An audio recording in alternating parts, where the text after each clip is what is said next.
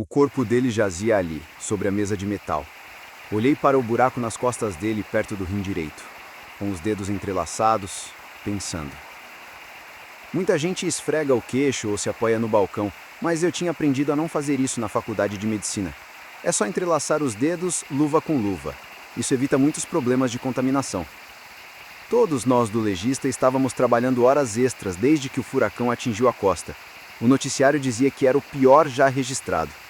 A chuva ainda caía forte e as ruas estavam parcialmente alagadas, mesmo para quem não estivesse no meio da tempestade. Nossa unidade estava quase lotada e precisávamos identificar os corpos corretamente antes de enviá-los para o necrotério. O que eu estava lidando aqui era algo diferente. Um dia após a tempestade, este corpo foi recuperado de uma rua inundada pela maré. Quando fizemos as impressões digitais, ele tinha uma ficha criminal extensa, e o buraco do tamanho de um dedo foi presumido como sendo de uma bala. Uma conclusão plausível seria que ele estava roubando. Mas as coisas não faziam sentido. O que havia sido rotulado como ferimento de entrada parecia muito mais como um ferimento de saída para mim. Era maior, mais áspero e não apresentava nenhuma abrasão causada pela entrada da bala. Detalhes como esse não eram confiáveis em corpos que estavam na água há algum tempo, mas não vi nenhuma evidência de decomposição bacteriana. Também era um pouco estranho que o homem tivesse arranhado a entrada, mas supus que fosse uma reação à dor. Havia uma solução simples para esse quebra-cabeça. Se fosse um ferimento de bala sem saída, haveria uma bala. Virei-o de costas. Normalmente alguém teria me ajudado, mas estávamos completamente atolados. Rolar um cadáver pesando mais do que você é um trabalho difícil, mas esta não era minha primeira vez. Comecei a incisão em Y para abrir as cavidades torácica e abdominal. Sério? Você está fazendo isso agora? Paulo já estava com cerca de 14 horas de plantão. Eu não podia culpá-lo por querer retirar os corpos mais fáceis de lá e manter o resto congelado para poder ir para casa. Eu sou o médico, eu tomo as decisões. Estou trabalhando nisso, mas consigo fazer sozinho. Continue processando os outros. Sim. Sua voz era resignada, não ressentida. Ombros encolhidos sobre um uniforme cirúrgico, não precisei olhar por trás da máscara cirúrgica para saber que ele estava franzindo a testa. Esta foi uma semana difícil para todos nós. Depois de abrir o abdômen, comecei a examinar o lado esquerdo. A primeira coisa que notei foi que o rim estava faltando. Muitas pessoas têm apenas um rim, não era isso que eu estava observando. Ambas as artérias e o ureter haviam sido rompidos. Talvez a bala os tivesse atravessado, já que havia danos consideráveis ao tecido e sangramento interno. No entanto, a condição dos tecidos conjuntivos significava que ele ainda tinha o rim até muito recentemente, e balas não fazem órgãos desaparecer. Então, o que faz órgãos desaparecer? Talvez ele tivesse se movido, já que não estava preso a nada. Coisas mais estranhas aconteceram. O abdômen inteiro precisava ser examinado de qualquer maneira, então continuei, imaginando que o encontraria em algum momento. Descobri um grande buraco no fígado. Removendo o órgão vermelho escuro com cuidado, virei-o nas mãos. Havia apenas um buraco. Se houvesse uma bala nele, estaria lá. Parecia pesado, a massa fria e úmida querendo escorregar de minhas luvas. Normalmente eu esperaria que um fígado daquele tamanho fosse gorduroso, mas não parecia. Curioso, coloquei-o na balança. 2,4 quilos. Era grande. Fui anotar o peso e fazer uma pausa. Normalmente um assistente faria isso. Tirei as luvas para anotar tudo até então, massageando a nuca por um instante. Quando olhei o relógio, eram 22h45. Vou pegar um café, você quer um? Sim, por favor. Aliás, se não for muito incômodo, você pode me trazer uma água também? Boa ideia. Paulo tinha razão. Eu tinha me esquecido de beber água, comer ou fazer qualquer coisa além de trabalhar nas últimas 5 horas, mais ou menos. Servi alguns cafés e enfiei 2 botelas de água nos bolsos. Voltando pelo corredor amarelo, abri as portas pesadas que abriam de ambos os lados. Eram convenientes para movimentar pessoas ou quando se carregava várias bebidas. Você está bem? Perguntei. Estou indo muito bem. Agradeço as bebidas, doutor. Ele falou. Virei a garrafa inteira de uma vez, depois tomei a metade do meu café. Verifiquei meu celular para ver se tinha alguma coisa da minha esposa.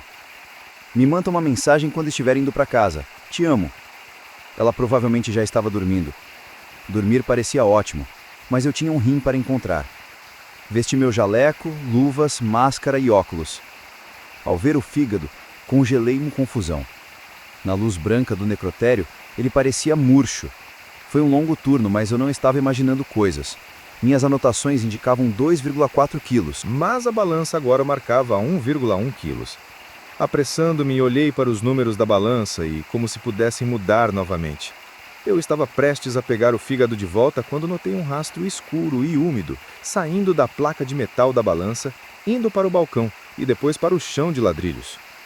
Paulo, você pode vir dar uma olhada nisso?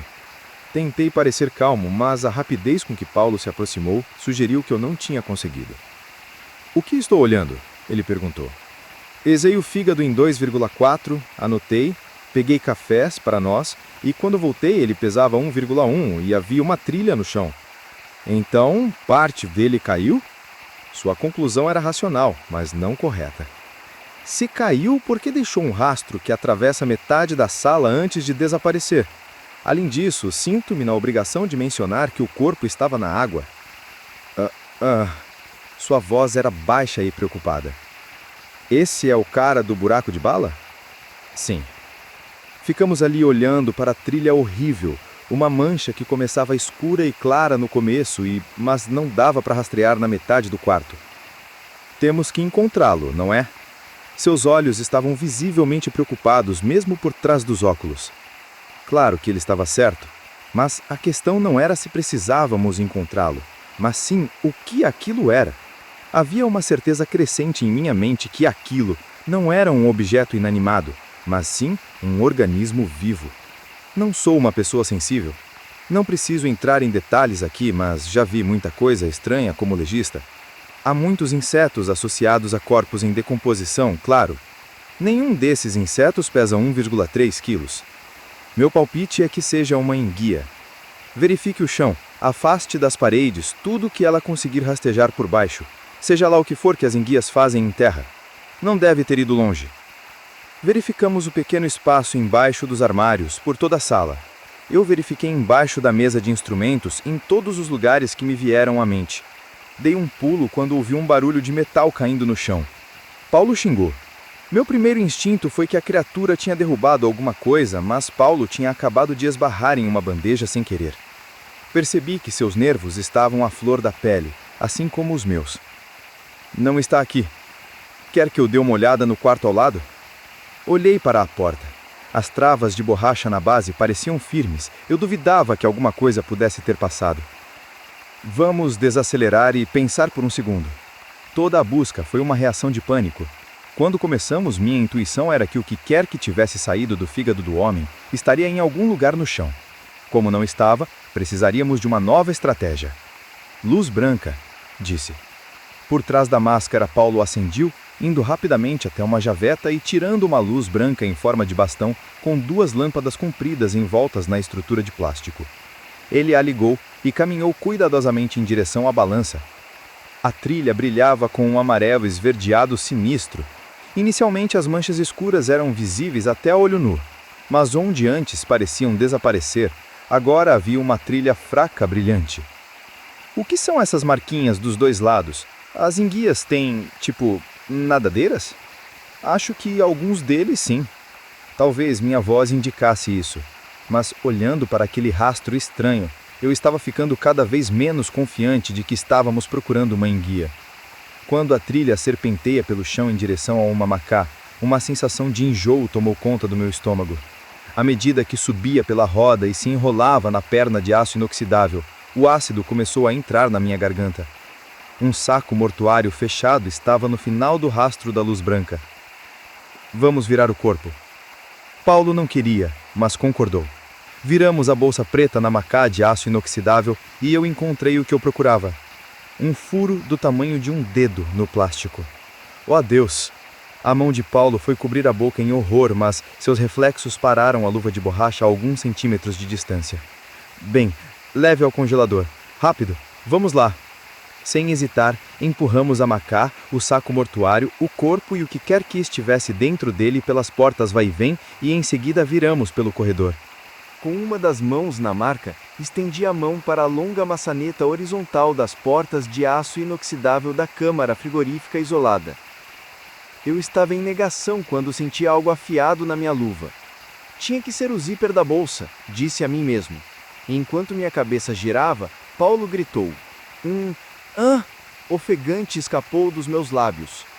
A parte da frente tinha algum tipo de dente ou mandíbula, uniformemente espaçados e saindo do que devia ser sua boca.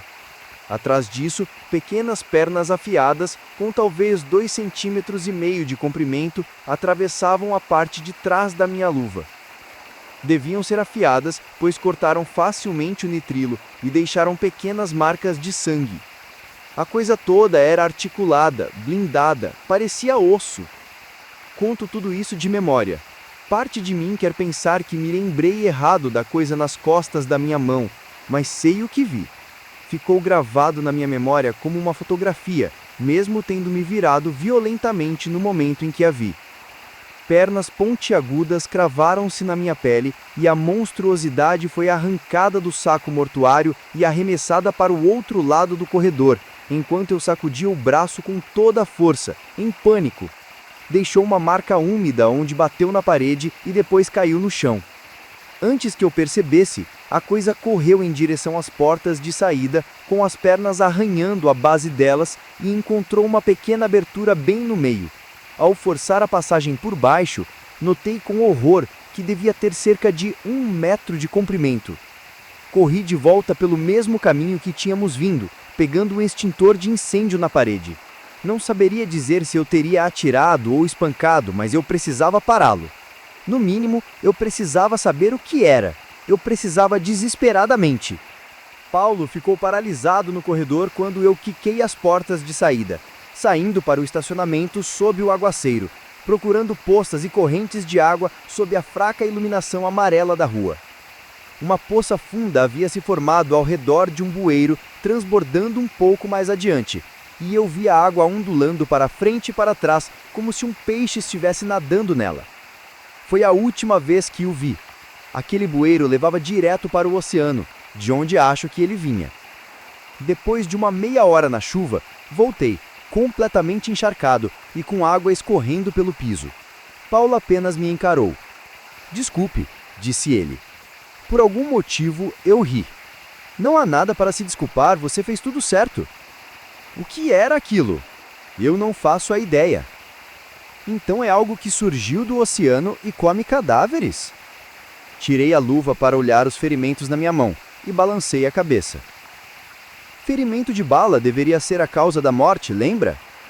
Seus olhos se arregalaram por trás dos óculos, e não pude deixar de me lembrar das marcas no corpo onde o homem havia arranhado suas costas. Imaginei o que teria acontecido comigo se aquela coisa tivesse tocado uma parte mais molhada de mim, em vez de alcançar minha mão primeiro. Levei muito tempo para aceitar que nunca saberia o que era. Conversei com 2 biólogos marinhos muito bons nas semanas seguintes, que nunca tinham ouvido falar de nada parecido. Um deles coletou várias amostras do primeiro corpo e encontrou DNA. O máximo que conseguiu me dizer foi que era de um organismo remotamente relacionado a um verme poliqueta, embora nenhum DNA semelhante já tivesse sido documentado. Uma das únicas intuições que ele teve foi que a criatura provavelmente apareceu por causa da tempestade, que foi a pior que tivemos. Isso não me serviu de grande consolo, porque essas tempestades únicas na vida estão se tornando cada vez mais comuns. Perguntei a ele como eu poderia descobrir o que era e quais seriam os próximos passos. A resposta dele ficou na minha cabeça. Não conhecemos metade do que vive no oceano, nem por perto. Se for algo que nunca vimos antes, não posso te dizer como encontrar. Provavelmente nunca saberemos o que era. Sinto muito.